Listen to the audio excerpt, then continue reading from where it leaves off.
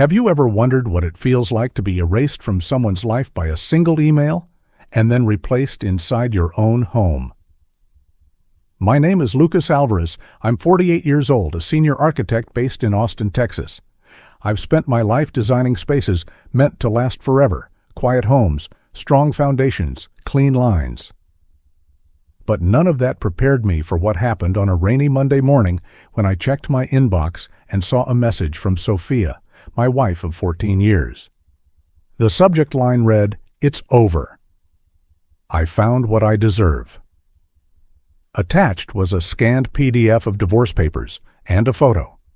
There she was, curled up next to a man who looked like he just graduated college, grinning shirtless, sitting on my couch in my living room. No phone call, no conversation, just a digital signature and the words, "We're living here now. Don't make this harder than it needs to be." That was the day something inside me shifted. This is not just a story of betrayal. It's about what happens when someone underestimates the wrong man. If you've ever rebuilt after being broken like this video, leave a comment below and subscribe. You're going to want to hear how this ends. Before everything collapsed, my life was the definition of stability. I wasn't flashy. I wasn't loud. I was the kind of man who believed in showing up, doing good work, and coming home to peace. My name is Lucas Álvarez. I'm a senior architect with a mid-sized firm in Austin, Texas. I've spent the last 2 decades designing homes, office spaces, even the occasional museum structures meant to last, meant to weather storms. I always assumed my marriage was built the same way. I met Sophia at an architecture conference mixer in downtown Austin. She was visiting from Buenos Aires with a mutual friend, full of laughter, energy, and a wild accent that made every sentence sound like music. I was the opposite, measured, quiet, precise. Somehow the contrast worked. Within a year, we got married in a small ceremony under a live oak tree just outside of town. I bought a modest 2-story home in North Austin, nothing grand but clean, open, and entirely mine. We moved in together, and for a while, life felt whole. Sophia missed her family, of course. She called her sister daily. She sent packages to her mom. Every now and then, she'd fly home for a week or 2. At first, I encouraged it. Family meant everything to her, and I respected that. But slowly, subtly, the pattern began to shift. The trips got longer. A week turned into 2. 2 became 3. She'd say her cousin was sick, or her grandmother needed help, or the family business was going through a rough patch. She always returned with new clothes, new jewelry, and stories of family stress, but never with receipts or real details. Still, I didn't press. I wanted to be the man who trusted his wife. I focused on my work, designing a new eco-housing project near San Marcos. We talked less, but I chalked it up to stress. Every couple goes through lulls, right? What I didn't realize was that while I was drawing clean lines on blueprints, the lines in my marriage were blurring fast. She stopped asking about my day. She'd come home and vanish into the guest room with her phone. Our dinner conversations thinned out to silences. One night I made her favorite polo al ajillo with saffron rice, and she barely touched it. Said she was tired. That's when the first crack in my calm appeared. I told myself it was just a phase, that she'd come around. But deep down, I knew. Something in her had already left the house. The only question was how far it had gone. The human mind is a strange thing. You don't always need hard proof to know something's off. Sometimes it's just the way someone closes a door too softly, or how their smile doesn't quite reach their eyes anymore. That's how it started with Sophia. Her trips to Buenos Aires were happening every 2 months now. What used to be a 5-day visit stretched into 3 weeks, sometimes more. She'd text me late at night, vague updates about family issues, financial stress, and needing space to think. She claimed her mother was hospitalized, yet her sister's Instagram showed them both sipping cocktails by the Riverwalk. At first, I tried to dismiss it. Maybe I was being paranoid. But my gut, my silent, disciplined gut, was ringing like a fire alarm. Then came the bank withdrawals. I checked our joint account one afternoon while paying off the property tax and noticed a $3,200 transfer labeled personal expense. It hadn't been there 3 days earlier. When I asked Sophia about it over the phone, she sighed and said, "My cousin's business was collapsing. I didn't want to stress you while you were working. It's just money, Lucas. Just money." That phrase stuck with me like a splinter under the skin. To me, that money represented the overtime hours the nights I spent reworking blueprints until 1 a.m., the bonuses I'd earned through patience and precision. To her, it was a quick tap on a screen, a favor done in secret. The small things added up. A pair of men's sneakers in her suitcase, she said, were a gift for her nephew. Cologne in our guest bathroom, that wasn't mine. A shopping bag from a boutique in Palermo I'd never heard of. I began keeping digital copies of our statements, nothing dramatic, just precautionary. Every withdrawal, every travel ticket. I even started screenshotting her social media posts. The captions didn't match what she was telling me. Sophia stopped calling me by my name. She said, "Hey," instead of Lucas. She stopped asking if I wanted coffee in the mornings. She was constantly on her phone, and every time I entered the room, the screen would dim. The final straw was our wedding anniversary. 14 years. I ordered reservations at the restaurant where we had our first date, even arranged for a violinist to play the tango song she loved. I lit candles. I waited. She never showed. She called me the next day from Argentina, her voice casual. "Oh, Carino, I lost track of the days. My uncle had a medical emergency." I didn't argue. I just said, "Hope he's okay." But that night, I sat in the kitchen with a spreadsheet open on my laptop, itemizing every withdrawal, every travel itinerary, every timeline I could remember. I wasn't planning anything. I just wanted to see it clearly. The picture that emerged was quiet but devastating. Every time I got a bonus, money disappeared. Every time I trusted, something was hidden. And every time I made plans for our future, she was making moves in another direction. I wasn't ready to admit it to myself out loud, but the truth was becoming undeniable. My marriage wasn't just strained, it was being hollowed out from the inside, and someone else might already be taking my place. It happened on a Wednesday morning while I was reviewing design proposals for a civic center in Dallas. I remember the lighting in my office was soft, the smell of fresh coffee in the air, and for a brief moment life felt ordinary. Safe. Then my email pinged. Subject line, "It's over. I found what I deserve." At first I thought it was spam, but then I saw the sender, Sophia Álvarez, my wife, the woman I had shared my bed, my home, my life with for 14 years. Attached to the email were two things, a scanned set of divorce papers and a photo. She was in my living room, on my couch, wearing my old university sweatshirt, curled up next to a guy who looked like he barely shaved. Tattooed arms around her waist, his smile full of something between pride and mockery. Her caption under the photo said it all. "He treats me the way you never did." I stared at the screen for what felt like hours. My cursor blinked. My coffee went cold. My hands stayed still. No phone call, no warning, no conversation, just a digital signature and a cold declaration that they were already living in the house I had built from the ground up. The email ended with, "Don't make this harder than it needs to be. We've already changed the locks." That line hit harder than any punch could. I didn't reply. I didn't scream. I didn't cry. I simply stood up, walked to the window, and watched as the sun lit the edges of the Austin skyline. I had been erased, replaced, and she didn't even have the decency to say it out loud.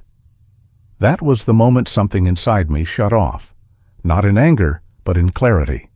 If she thought I would break, she'd forgotten who she married. She wanted a clean exit. She had no idea what was coming. The next morning, I shaved, put on a clean button-down, and made 2 phone calls before I even had my first coffee. The first was to Veronica Price, a divorce attorney in Austin, whose reputation preceded her relentless, discreet, and razor-sharp in high-asset separations. The second was to a private investigator named Marco Salinas, a former cybercrime detective turned private contractor who specialized in international fraud and digital tracking. Veronica's office was quiet minimalist, nothing wasted, everything precise like a courtroom scalpel. She listened, took notes, asked the right questions. When I showed her the bank statements, the email, the photos, her expression didn't change. She just said, "We need to act fast. If she's moved into your house with another man, that opens up an entire legal front we can use. But the financial side, that's where we can do real damage." She instructed me to stop all deposits into our joint accounts immediately.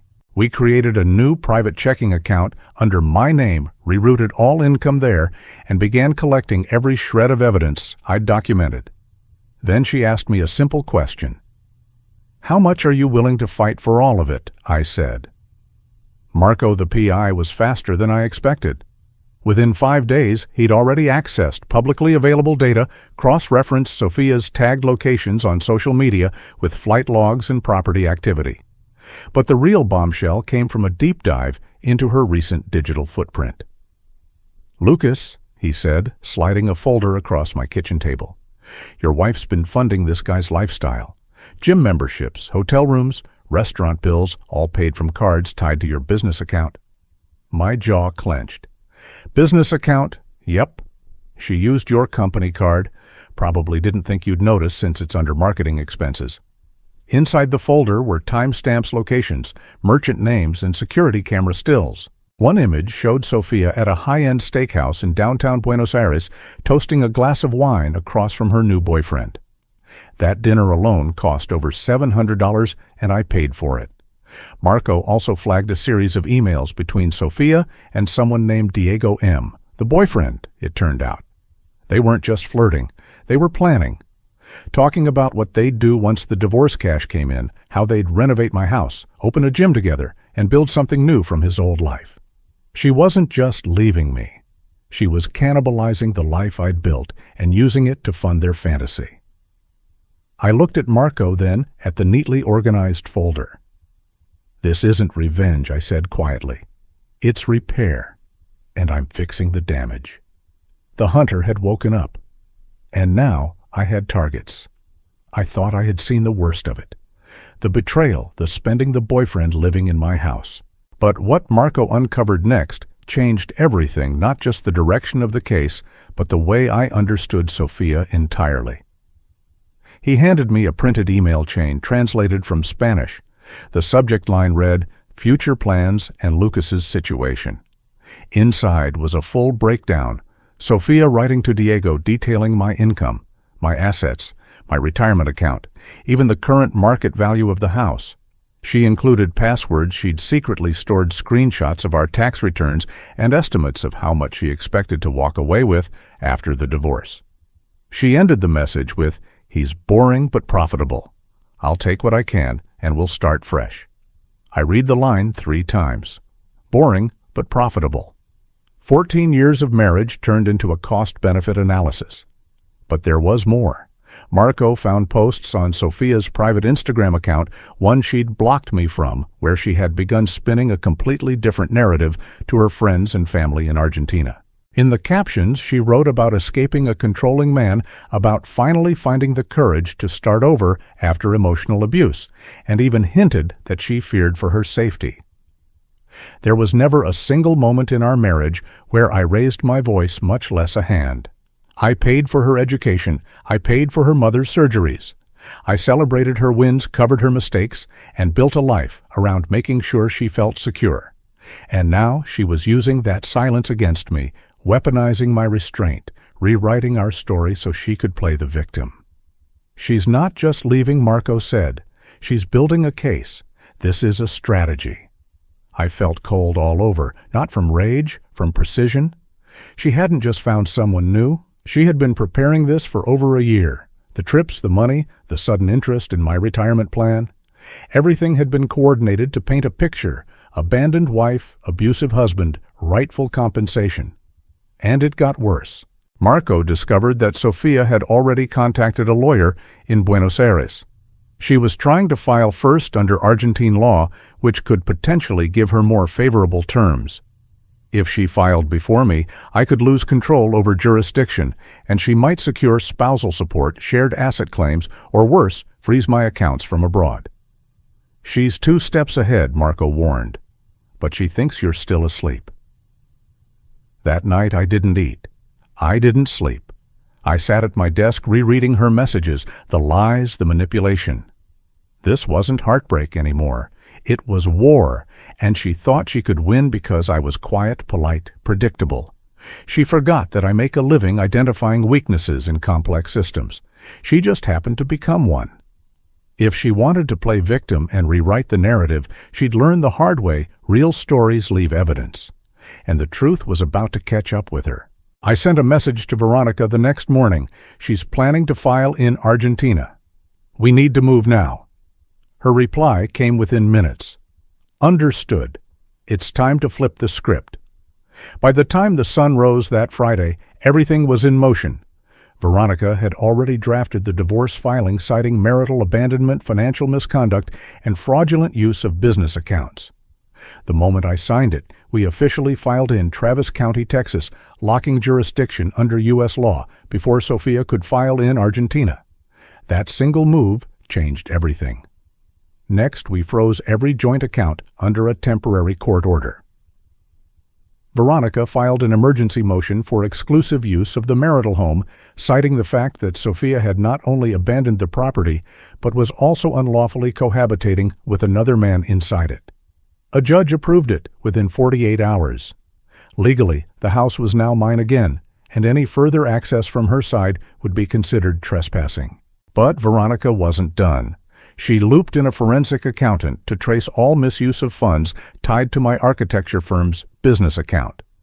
Turns out Sophia had used that card in Argentina to book multiple hotel stays, restaurants, and private fitness sessions, all under the guise of client hospitality expenses.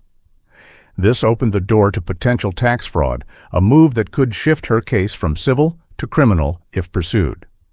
Meanwhile, I continued working with Marco. He compiled an airtight report, the timeline of deception, the money trail, the social media lies, and her effort to paint herself as a victim abroad.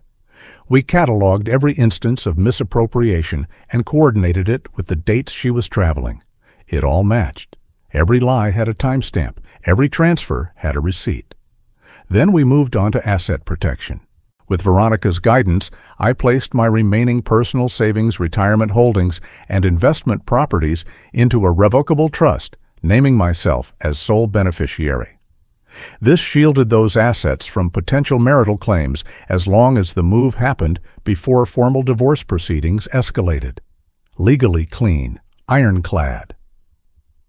I also called my mortgage provider and initiated refinancing paperwork in my name only. If Sophia refused to respond, the loan would default to me under abandonment claims. Veronica had already prepared the documents and mailed them to her lawyer.